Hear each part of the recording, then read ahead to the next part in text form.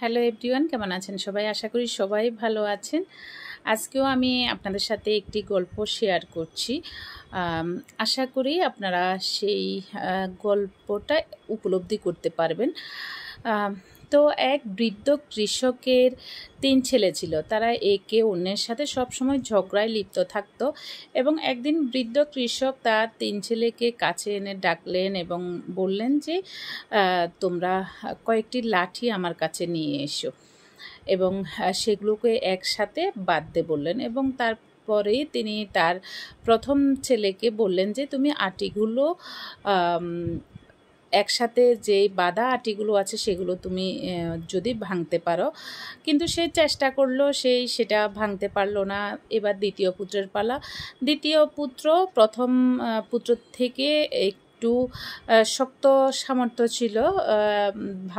তিনি ভাবছিলেন যে তার দ্বিতীয় পুত্র অবশ্যই লাঠিগুলো ভাঙতে পারবেন। তো তিনিও তার সর্বোচ্চ চেষ্টা দিয়ে লাঠির যে আটিটা সেটা ভাঙতে চেষ্টা করলেন, কিন্তু তিনিও ব্যর্থ হলেন, তার দ্বিতীয় পুত্রও পারল না এবং সর্বশেষে তৃতীয় পুত্রের পালা। সেও তার বড় ভাইদের মতো চেষ্টা করলো এবং কয়েক মিনিট পর্যন্ত সেও চেষ্টা করলো, কিন্তু সেও তার ভাইদের মতো সেও ব্যর্থ হলো।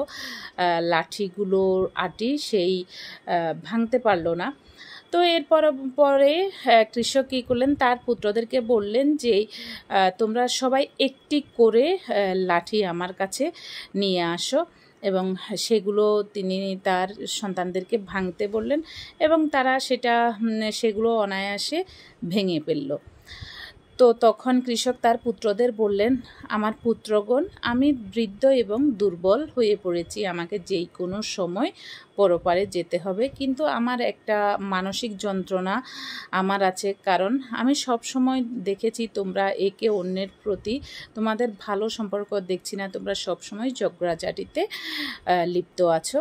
তো আমি এই জন্য তোমাদেরকে আজকের এই পরীক্ষাটা দিয়েছি যে তোমাদেরকে এটা বোঝানোর জন্য যে একসাথে যদি তোমরা সবাই মিলেমিশে বাস করো তাহলে কেউ তোমাদের ক্ষতি করতে পারবে না। আর যদি তোমরা বিচ্ছিন্নভাবে থাকো, একাকী থাকো, ঠিক সেরকম একটা লাঠির মতো যেটা তোমরা মানুষ সহজে ভাঙতে পারবে, এবং তোমরা যদি বিচ্ছিন্ন থাকো তবে যেই কেউ তোমাদের ক্ষতি করতে পারবে।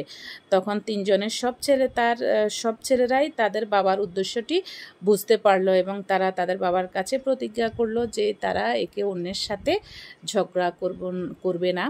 তো সুপ্রিয় বন্ধুরা, আমরা এটাই জানতে পারছি, বুঝতে পেরেছি যে একতাই বল। একসাথে থাকলে কেউ কারো ক্ষতি করতে পারে না। যদি একা একা থাকে তবে যেই কেউ কারো ক্ষতি করতে খুবই সহজ হয়।